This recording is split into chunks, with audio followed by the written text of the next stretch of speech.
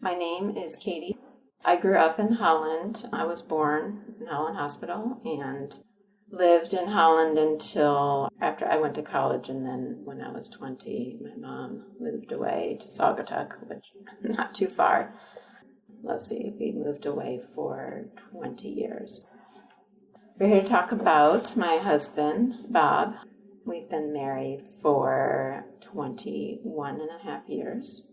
So we moved back right around our 20th anniversary, although he had never lived here before. So he's from New York, so this was not, he went to the University of Michigan for a year, so he knew Michigan, and he knew this area from coming back up for vacations when we could from North Carolina, but he had never lived in this part of the state before. We met at the University of Michigan. We lived in the same dormitory and attended the same Bible study. We were both involved with InterVarsity Christian Fellowship, and were friends, very good friends, for a year. And then he transferred to Wheaton College outside of Chicago. And we lost touch for about 4 years until I graduated. And then he was still in school. He took the little bit longer route to finish. So we were emailing with a mutual friend, and I saw his email address. And I thought, I wonder how Bob's doing these days. And so contacted him.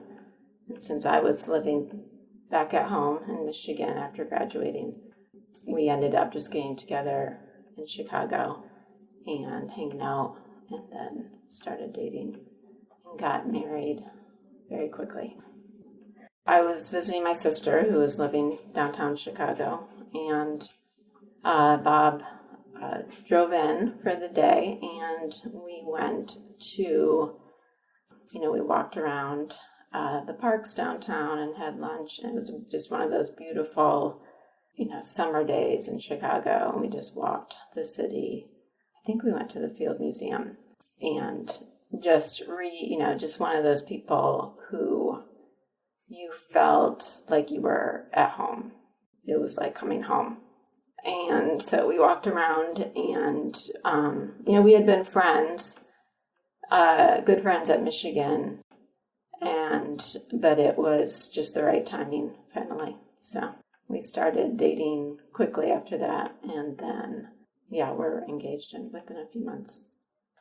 I would say, within, a month or so after that first date, kind of, because it would be considered our first date looking back now, even though we didn't know that at the time. But we just picked up again right where we had left off. It had been 3 years since we had spoken at all to each other, no contact pretty much whatsoever. And so, when we went out that day, it was like no time had passed. And so it just gives you a signal that this might be the one. And I think we were both, at 18 in college when we met. Obviously, we both had big plans, and I felt like I had accomplished some of the goals I'd wanted to in college, and traveled and was ready for a relationship. And so it was just all the stars aligned, I guess. It was just the right timing in every way. And surprisingly, our parents had no problem with us getting engaged so quickly. So that was another sign that my mom was, she just said, are you sure that he's the one? And I was like, yeah, I am. And she just said, okay then, which wasn't what I was expecting. So that I felt like was just a good indicator too that the obstacles were falling away for us. I had not met his family because he's from Syracuse, New York, and so I had not met his family yet. Until after we got engaged. We got engaged in New York City, and then I spent some time with his family after that. So that was the first. We were already engaged by the time I met his family. It was New Year's Day when we got engaged, but we met there. We had a mutual friend from University of Michigan who we stayed with and who we're still good friends with today. So we stayed with her, and New Year's Day we just went around the city, and in a park we got engaged. So it was nice. Good memories, yeah. We had a very similar sense of humor. We still, we can watch the same shows or the same thing will just strike us as funny, which I had never experienced with anyone before. That was really special to me, that we just could connect on that level. We had the same, like I said, we met through InterVarsity, and so we had a lot of the same focus in life. We both, had the same values, and we had a lot of similar, mutual friends at the University of Michigan. So I just knew that I could trust him. I didn't feel like there was anything that I didn't know about him. I think we just felt like we knew each other and we could trust each other, which for me was a big deal coming from my family. So he's the first person that I felt that connected to and that knew me, and I was his priority and he was mine. So I had never felt that before. We got married in Saugatuck. My mom was living there, and so that's where I would spend my summers. At the time, my grandmother was pretty sick, and so I decided to live at home after college instead of trying to strike out somewhere new. So when we got engaged, I knew that Saugatuck would be the place that I would want to get married, and it's just so beautiful, and it was still might be on record the hottest day that Saugatuck has ever recorded. If you do a story about wedding fiascos, I'm your lady. In the end, we did it, and so that was all that mattered in the end. I laugh whenever I hear people say, oh, their wedding day was the most perfect, beautiful day, and everything was perfect. And that's not our story, but that's okay. Everybody in our families, that's the first thing they say, your wedding, that was hot. But a lot of people took advantage of the lake, and after the wedding festivities, they went and jumped in the lake. So we got married in July, and Bob had just graduated. I had finished and was doing temp work in Chicago and living with my sister. And he was still at Wheaton, so we would see each other in the evenings or weekends whenever we could. And then he was studying to be a teacher. So when he graduated, we decided to leave Chicago winters behind us. I think I was standing on the corner in Chicago, and it was like March, and so everything was starting to melt. And so it was like a foot of slush on the road, and a bus drove by me and just sprayed me with dirty slush. And we had just been talking about, should we stay in Chicago and kind of look for jobs and start our lives, or should we don't have jobs, should we just strike out somewhere new for a while? Who knows? Another thing I love about Bob is that he's very adventurous. He's up for anything. In fact, I'm the one usually now that has to go, whoa, wait a minute. At that time of our lives, we were both very adventurous and up for anything. I had traveled a lot already in college and loved traveling, and he was, wanted to travel wherever he could. So after that winter, we decided we were going to take a break from northern winters. So his dad was living in Charlotte at the time, North Carolina, and he had spent a couple summers down there. And so we decided to not live in Charlotte, but we moved to Durham, North Carolina, because there are a lot of universities in the area, and I wanted to work at a university. I was interested in study abroad, advising, and working in that type of environment, and so I figured I had better chances in an area where there are a lot of colleges. So we moved to Durham. We didn't know one single person within hours of us. Bob got a job, a teaching job in Durham.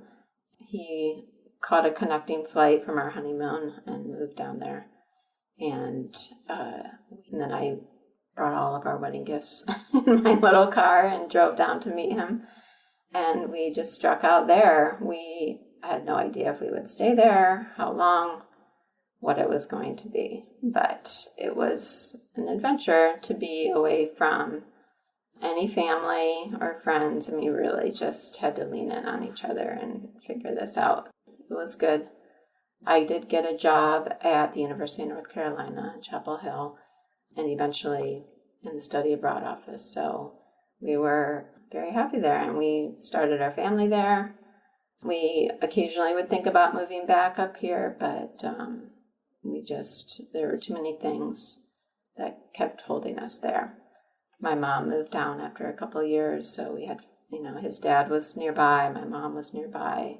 My aunt, my mom's sister, built a house in the mountains, and so my sister moved down there. So for a long time, we had a lot of people in our lives, and Bob's mom would come visit us whenever she could, and so we had 3 kids there.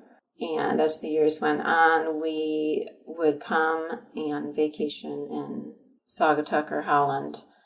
So this was always a place that we came back to. We usually stayed in Saugatuck, but we'd always make a day trip to Holland and took our kids to Windmill Island and, to the beach and to Captain Sunday, all these places that I remembered as a child, but never ever thought about moving back. Seriously, not to Holland. I never thought about moving back to Holland. We thought about moving to Chicago several times, but it just didn't make sense. And he was always willing to do that. Bob was always, like I said, if there was a good opportunity, he would move anywhere. He was very flexible. So as the years went on, my mom started getting a little older. She retired, and it just started this little bit of maybe, what if we did move back? What if our kids could, live up north like we grew up? We had roots there in North Carolina, but it never felt to me like it was home, like it was where I wanted to grow old. Eventually we made the decision to just try, and like our marriage, like obstacles just kept falling away, and we just somehow made it back up here. And so 20 years after we got married, we moved to Holland, and our kids have fallen in love with it. I love him for giving all this a chance too. This was not where he's from. This is not where I don't think he saw himself being right now, but he is just a very adventurous and committed person to his family, and was willing to give it a shot.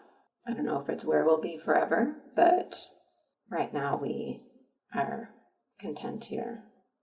He likes a lot of things about it. He really does appreciate the things that I appreciate about it, just the lake, and it's still close to University of Michigan. He's a big Michigan fan, even though he only spent a year there. That's his school, his team. And we also have a daughter who will be going to college soon and we thought, wouldn't it be fun if she went to the University of Michigan? But then we were thinking of out-of-state tuition costs and thought maybe we'll move back to Michigan so we can get in-state tuition. But there's that, and we're close to Chicago, which is a big bonus for us too. And he is having fun exploring the area and learning more about Michigan. And I don't want to speak for him, but I think he's learned more about me living in the place that produced me in a way, and the influences here. And I think he understands me a little bit better because of that.